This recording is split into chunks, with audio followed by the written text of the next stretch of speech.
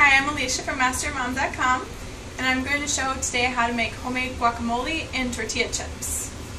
What you want to do first is get the corn tortillas that come usually like a pound at a time from the store. You're going to slice them in half and then slice them again crossways.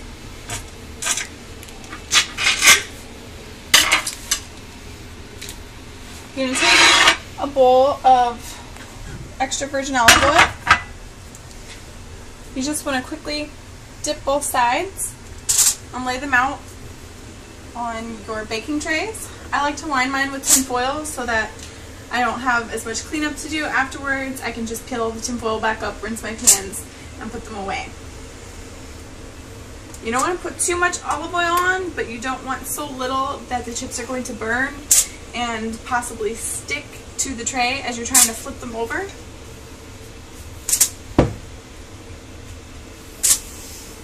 Make sure that they're spread out enough that while you're cooking them, when you go to flip them, they'll be easy enough to grab with your tongs. You want to set your oven to 400 degrees.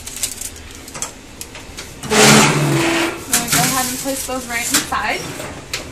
And then while those are cooking, I'll start it on the guacamole. In this dish, I've already taken 5 guacamoles apart. I'm sorry, 5 avocados apart to make the guacamole. And so I've got a big dish of it there.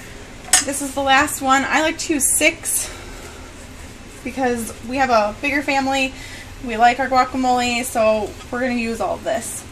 If you don't know how to take apart an avocado, that's okay. There's a nicer way to do it, but I just like to stick my thumb right in there underneath the flesh of the fruit and peel it away from the skin. It's a little bit messier, but you end up getting a lot more of it a lot quicker than scooping it out with the spoon. You can do the same thing on this side.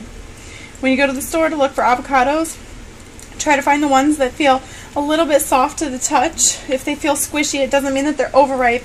It means that they're just ripe enough to use.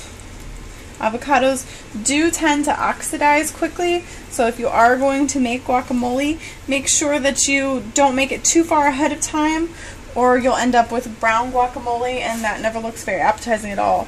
If you want to store it for a little bit longer, for maybe you have to travel to a party, go ahead and put a layer of saran wrap as close as possible to the guacamole as you can get it, and then pinch the edges down so that no oxygen can get inside.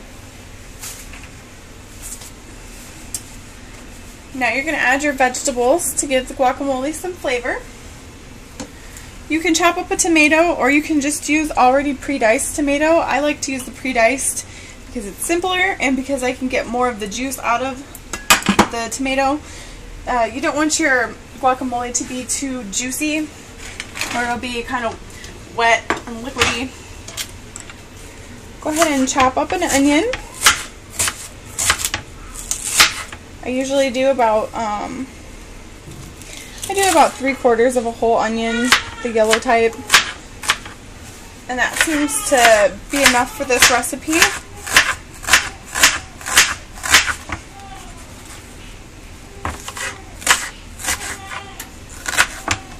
And then we're going to chop those. Now there is a jalapeno pepper in this recipe, and if you don't want to use it, you don't have to, especially if you don't like spicy food. But if you want it to still have a bit of the kick to it without all the spicy, just make sure that you core your jalapeno before you use it. If you take the seeds out, it won't be as spicy and you'll still get a lot of the good flavor from it.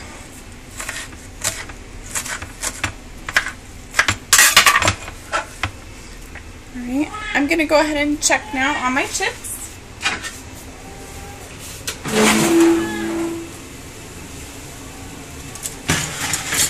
They're not quite done yet. It's been about 2 minutes, so I'm not ready to flip them. What I am going to do though is sprinkle on a light layer of salt.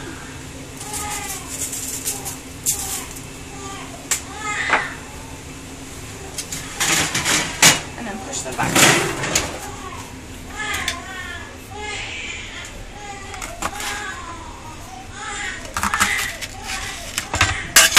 Just going to flip this under the kitchen sink to get rid of the seeds inside.